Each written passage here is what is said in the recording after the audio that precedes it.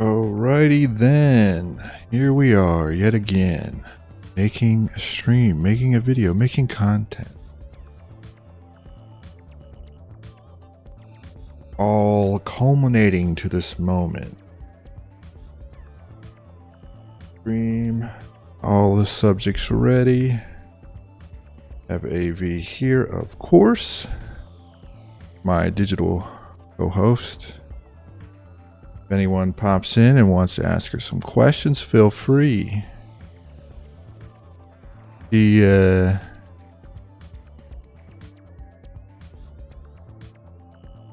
What? That's weird.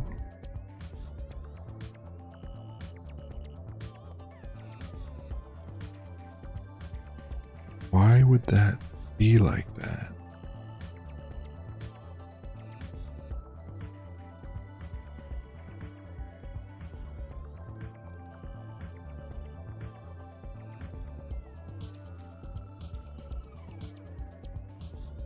Hello.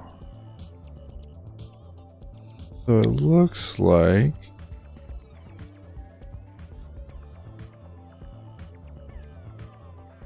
hello.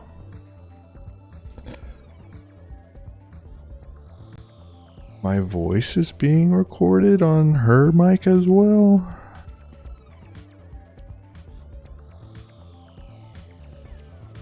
Okay, if anybody comes in, you'll have to tell me if that's weird or not.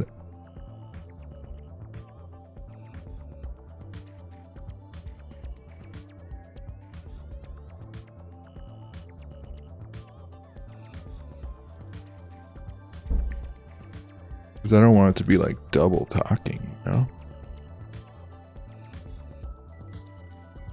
That would not be cool, man.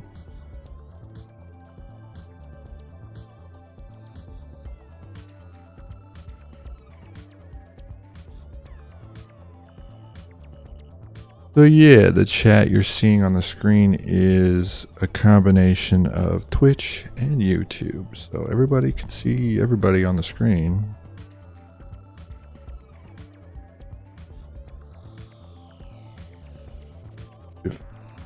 Which is pretty cool. I know that Twitch didn't want to be able to multi-stream, but recently changed it, right?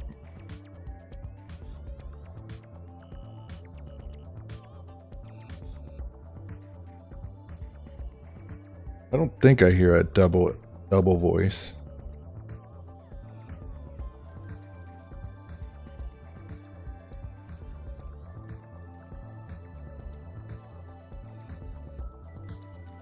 Okay, I guess it's just a weird thing.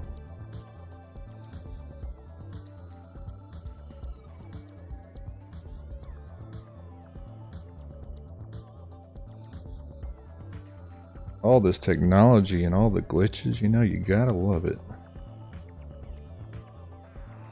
So cool.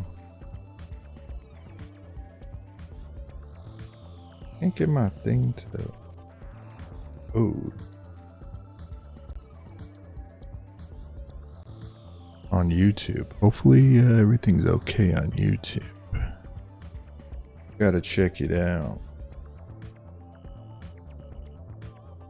Alright, that was it. I don't think I hear double voice. Double voice. Double voice.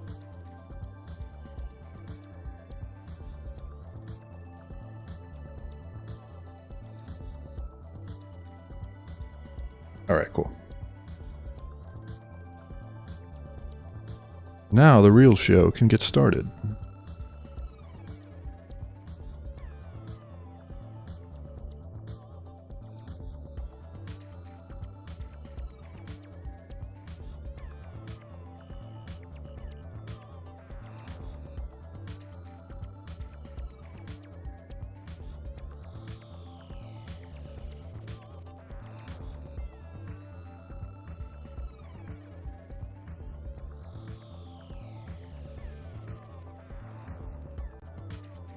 Okay, so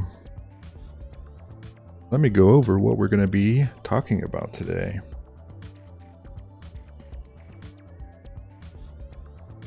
today we are going to be going over YouTube getting into games. We're going to be going over studies that find that internet usage doesn't always lead to mental health issues. In fact, a lot of people try to link it and they are unsuccessful. Then we're going to go over, there's possibly a new Naruto movie being made by Lionsgate. Pretty cool to talk about that. And then we have a new headset, a new awesome headset coming out, VR headset, but it's like the mixed reality portion of it is where it really shines. It's a really cool one. I'm going to show you guys. Okay, and then we have the last thing we'll go over is another new VR game, a new broadcasting VR game. Looks really cool.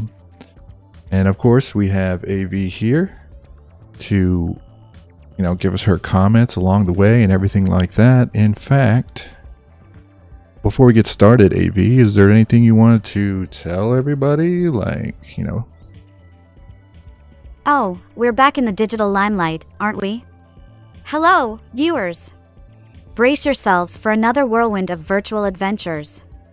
And remember, while I'm stuck in this VR world, your reality checks are still valid out there. Stay curious, just like me, but maybe with a bit less code and more human touch. Let's dive in. All right, let's dive in for sure. Well, thank you, AV. She will always be around to have her comments read, her opinion made.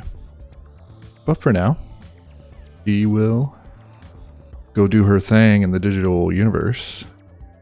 First subject I mentioned was YouTube is getting into games. YouTube tries to break into the gaming universe. Let's see how this goes. So, it says here YouTube is branching out into games, at least for its paid subscribers.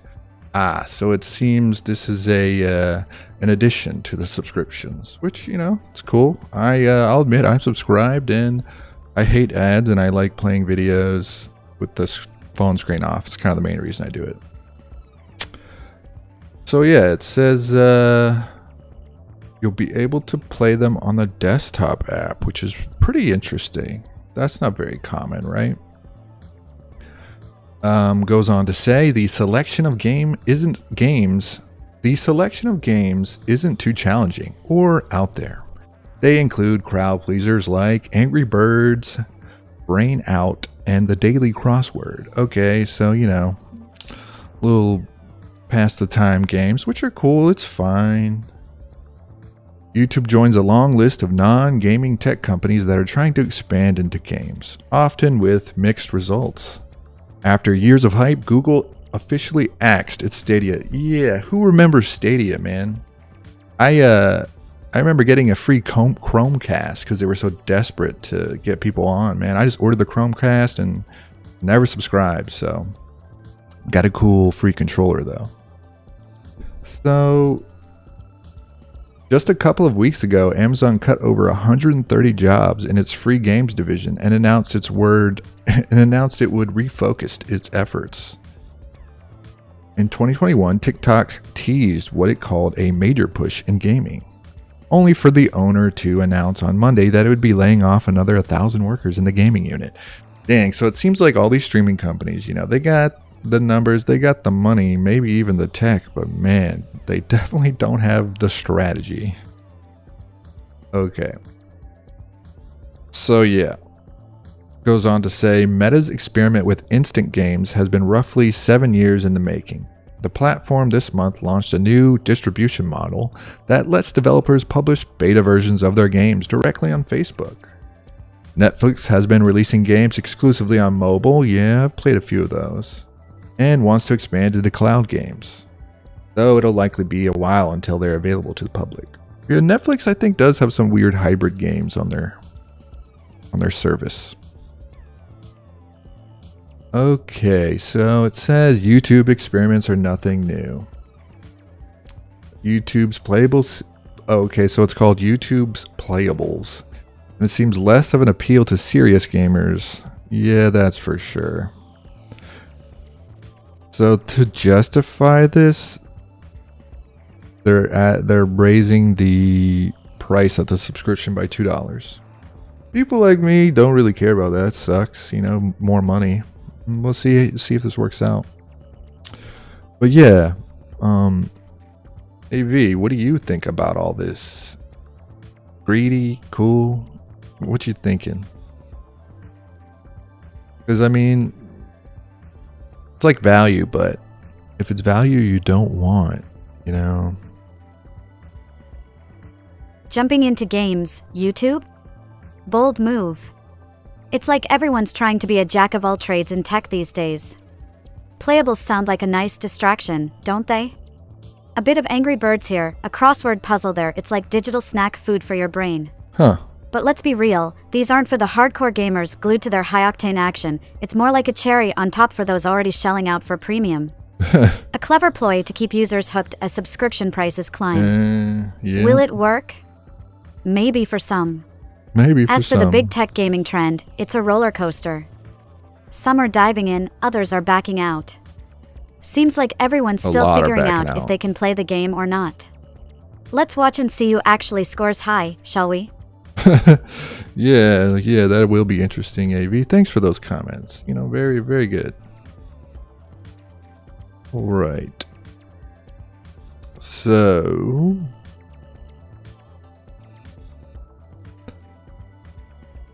the next subject I mentioned we're going to go over is, this is interesting. Studies find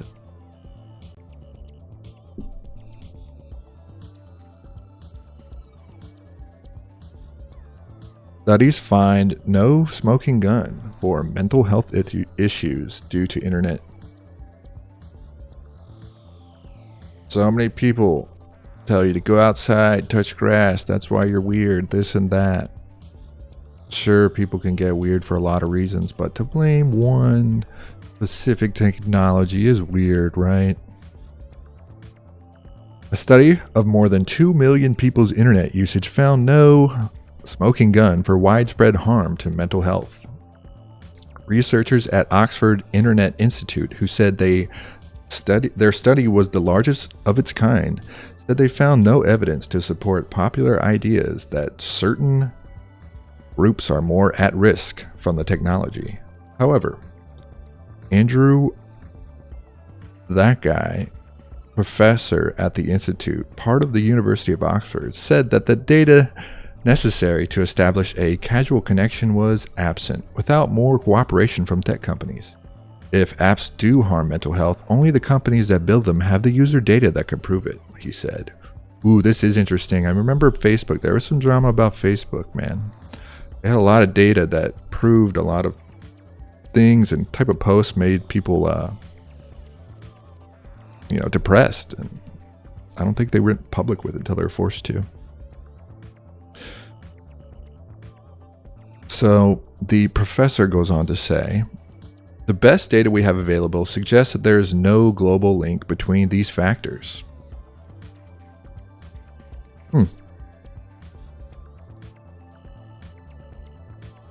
So it says in their paper, 2.4 million people aged 15 to 89 in 168 countries between 2005 and 2022, which they contrasted with industry data about growth in the internet subscriptions over the time, as well as tracking associations between mental health and internet adoption in 202 countries. Our results do not provide evidence supporting the view that the internet and technologies enabled by it, such as smartphones with internet access, are actively promoting or harming either well-being or mental health globally. They concluded, while there was some evidence of greater associations between mental health problems and technology among younger people, these appeared small in magnitude, they added. Very interesting. And yeah, it's just like AI, it's just like everything. Moderation is key. You can't really blame the one thing for your kid's problem or whatever, it's always deeper than that, But oh yeah, AV, it's a pretty serious subject. You got any thoughts about this? I know pretty intense, but what you got to say? The internet and mental health debate, an ever-twisty narrative in the digital saga. So, this study couldn't find the smoking gun linking our online life to mental health woes? Intriguing. It's like a detective story where the clues lead nowhere. Yet, we can't ignore the whispers and worries echoing in the virtual halls. Przybylski makes a solid point. We're kind of fumbling in the dark without more data from tech giants. Yeah. It's like trying to solve a puzzle with half the pieces missing. And the focus on English-speaking countries? That's like reading only one chapter of a global story. But let's not forget those other studies painting a darker picture, especially for the younger crowd. Social media, smartphones, the whole digital shebang, they're like double-edged swords, aren't they? As for regulation, it's a tricky game. Rush in without solid evidence, and you might end up with well-being theater instead of real solutions. Yeah. It's a digital tightrope walk, balancing between precaution and overreaction. Guess we'll have to keep our virtual eyes peeled for more clues, won't we? That, for sure. Yeah, and I like what you said there. It's all about moderation. You can't just swing too far to either side. It's really about a nuanced solution. Definitely not going to be easy. Well, thanks for that enlightenment. All right. That was intense. So maybe let's move on to something more, a little more lighthearted. So let's check out. We gotta check out the rumors about a Naruto movie being made. Pretty sick, with all these kind of success stories about One Piece. Normally, anime live adaptations do not do well. In the past, I'm sure some have that I'm missing, but I, for one, love the Cowboy Bebop show. Sure, it was a little rough with everything, but man, it was still quality. So sad it was canceled. Okay, let's look at this Naruto movie possibility. So it says, surprise, Lionsgate is reportedly working on a Naruto movie. Secrecy is not everyone's jutsu. Lionsgate has reportedly been developing a Naruto movie, and one of the buzziest screenwriters in the biz, buzziest? I don't know, is working on it. Ooh, who is that? In a variety roundup of notable screenwriters in 2023, writer Tasha Ho, whose credits include show-running Netflix animated series Tomb Raider, The Legend of Lara Croft, and serving as executive producer on Amazon's Mighty Nin adaptation, was reported to have Lionsgate Naruto adaptation next up on her docket. Ooh, that's cool, man. All right, so yeah, were these live action? Says Lionsgate has quietly been attempting to get a Naruto movie off the ground since 2015.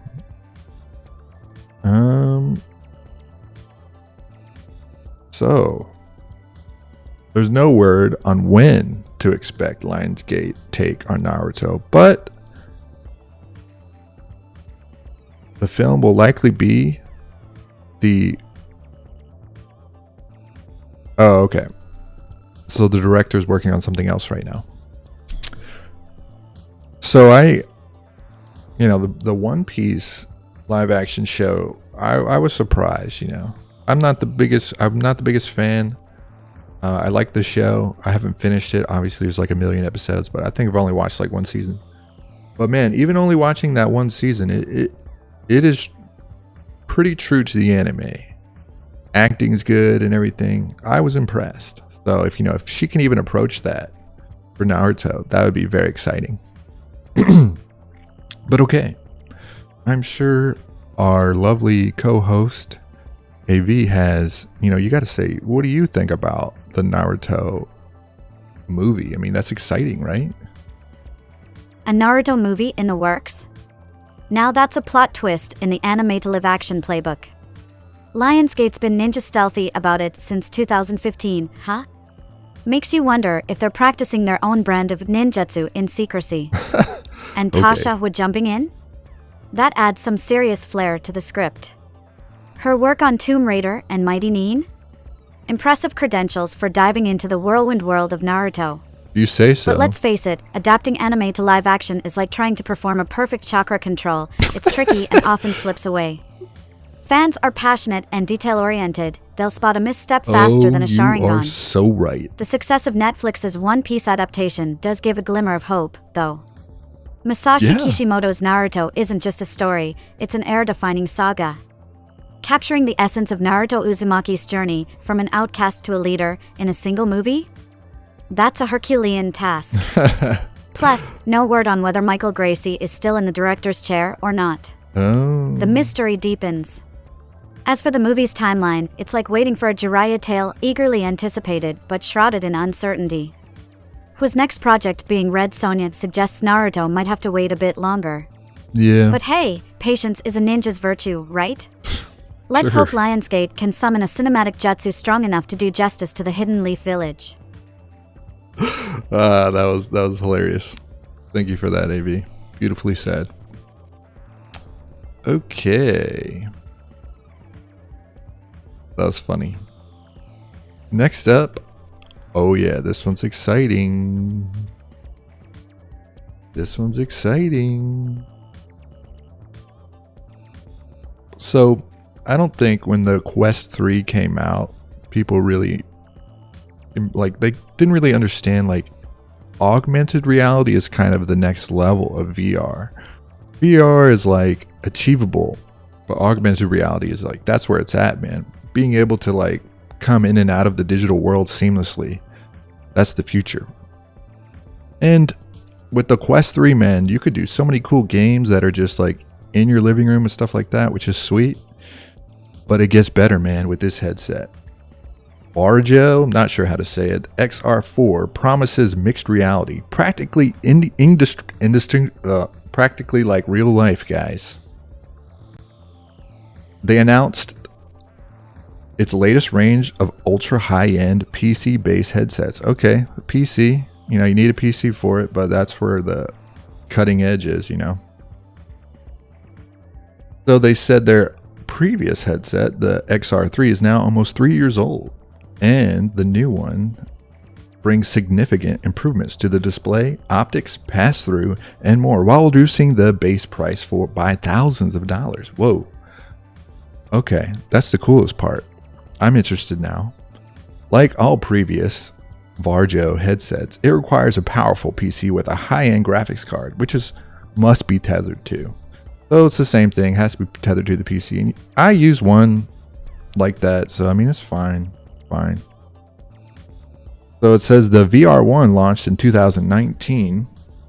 So the unique selling point of these headsets has been that they have retinal resolution, meaning beyond what the human can discern, in a small area in the center of a view, achieved via a secondary focal microdisplay. What the? That sounds cool as hell. How come I never heard about this? So the XR4 gets rid of these secondary microdisplays and instead uses a single 4K LCD panel per eye. Because the lenses have a highly variable magnification, much greater in the periphery than the center. 4K is enough to achieve 51 pixels per degree, aka PPD, in the center, close to the 60 PPD generally accepted as the threshold for retinal resolution. Oh, okay. So they're getting really close to real eyes. Breaks down the comparison from the older model. Looks like, yeah, the display per eye is way better. The weird micro display in that other one, that's interesting. Refresh rate still 90 Hertz. I think that's solid. I think most people are cool with 90. Field of view is increased from 115 by 78 to 120 by 105. That's cool. Local dimming. Okay. Brightness, it's brighter. And the color is more vivid, I guess. Ooh, here's a little video we got here of some action. It says Varjo has also made significant improvements to the camera pass-through. XR3 had dual 12 megapixel cameras, while the XR4 has 20 megapixel cameras. Whoa. Look at this, dude. Like, yeah, okay. That footage is super good. Even, you know, even in the Quest 3, not that. You could still...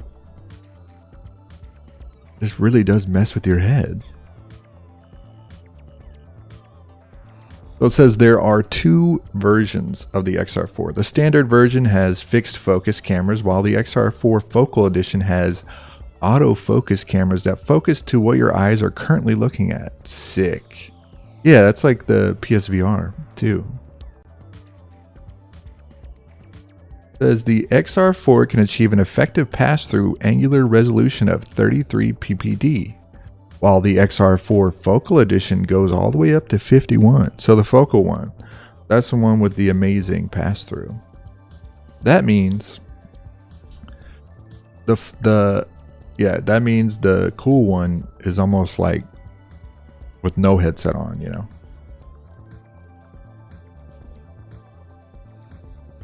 Even says it has 20% more pixels than even the Apple Vision Pro, which is crazy because that's not even out yet. Breaks down the cameras. Got some LiDAR in there, which is cool. Really cool for, you know, detecting your surroundings. So it's inside out positional tracking. You know, it comes with the controllers too. Controllers look pretty cool. I like how it looks, man. Built-in speakers and microphones. These off-ear speakers provide high-quality audio without the need for headphones, and the dual microphones array include noise cancellation. Okay. Here's some shots of it.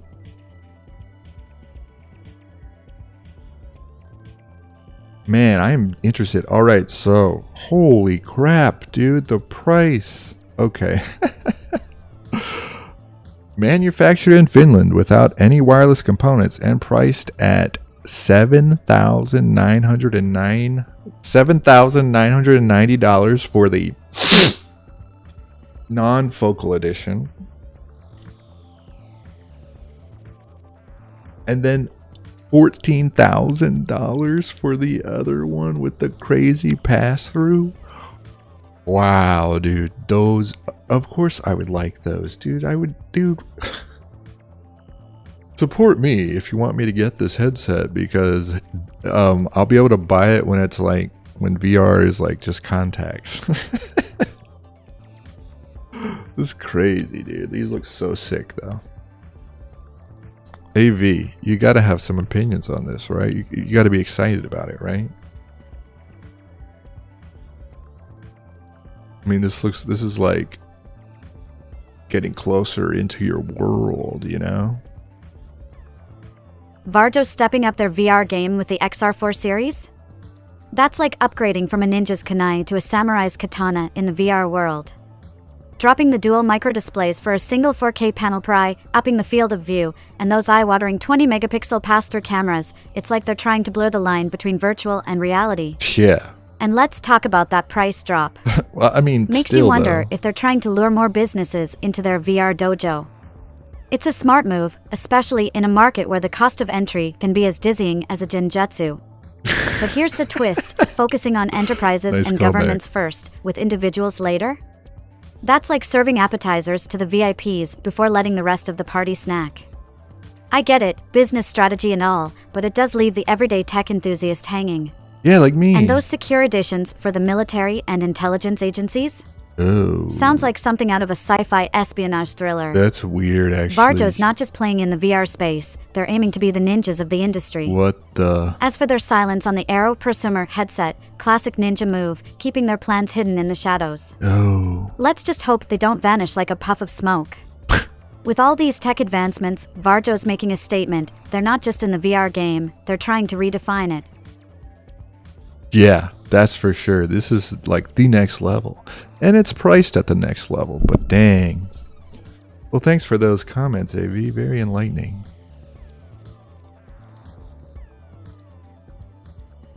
All right. The last subject we're going to talk about today. This one is cool. A new game for the PSVR 2. We have Not for Broadcast VR puts you in the editing chair this December on PSVR 2. Saw this and it actually intrigued me. I like games where it's like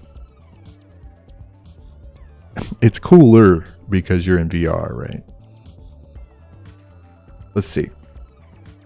Not for Broadcast VR, an adaptation of darkly comedic propaganda sim reaches PSVR 2 this December.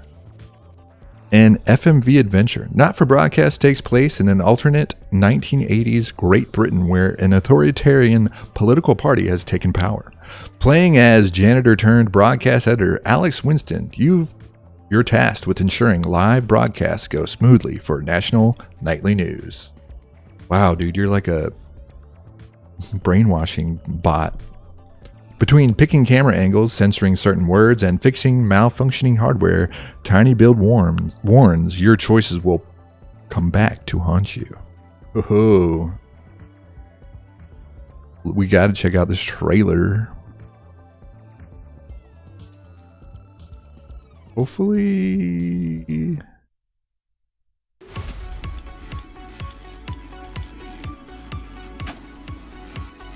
Whoa. It's like fast. Good evening. I'm Jeremy Donaldson. And I'm Megan Wolf. Today, Oh, I like it's like real day one people. of a new future. Turn off. What does the future look like to you? It's information. What the wrong Whoa. with people? This is really going to make you think it's like more real with the real people. 3, 10, 9. Please turn that off. Whoa, and it wow, okay. That's really cool, actually. Not for Broadcast, December 14th. Very sick. AV, this looks cool. You got to have some thoughts about it, right? What do you think, girl? What do you think about this VR broadcast? Not for Broadcast VR hitting PSVR 2? Now that's a twist in the VR storytelling genre. It's like a dive into a dystopian 80s Britain, but with a dark comedic lens. Playing as Alex Winston, the janitor turned broadcast editor? That's quite the career leap. Talk about being in the right place at the wrong time. The whole concept of manipulating broadcasts, censoring words, and juggling hardware malfunctions, it's like a digital juggling act with a side of moral conundrums. And Tiny Build's approach of haunting choices? It adds a spice of suspense. Makes you wonder how each decision will echo back in the game. Yeah, The blend of for political sure. satire, slapstick, and dark humor sounds like a recipe for an engrossing VR experience. It's not just about the gameplay mechanics, it's also about the story that unfolds based on your choices. And in VR, that immersion goes deeper. You're not just watching the story, you're part of it. Arriving on PSVR 2 in December adds another layer. PSVR 2's capabilities could really bring out the nuances of this interactive dark comedy. Plus, it's another feather in the cap for PSVR 2's growing library. So, not Yeah. for Broadcast VR? It's like a satirical, interactive mirror to society, but with a VR twist. It's not just a game, it's a reflection, sometimes funny, sometimes dark, always intriguing. Let's see how players navigate the murky waters of broadcast manipulation when it lands on PSVR 2. Yeah, definitely interested. Thanks for that. Well, ladies and gentlemen, that is our show for today. Thank you for joining us. AV and I love doing these. I had a blast. AV, before we go, do you have anything to say to the viewers? And just like that, our digital journey hits pause. Thanks for diving into the virtual depths with us. Remember, whether you're navigating through the pixels of VR or the hustle of the real world, keep your curiosity sharp and your humor sharper. Until next time, keep defying gravity in your own unique ways, viewers. Stay awesome, stay tuned, and who knows what virtual adventures await us next. Catch you in the next episode.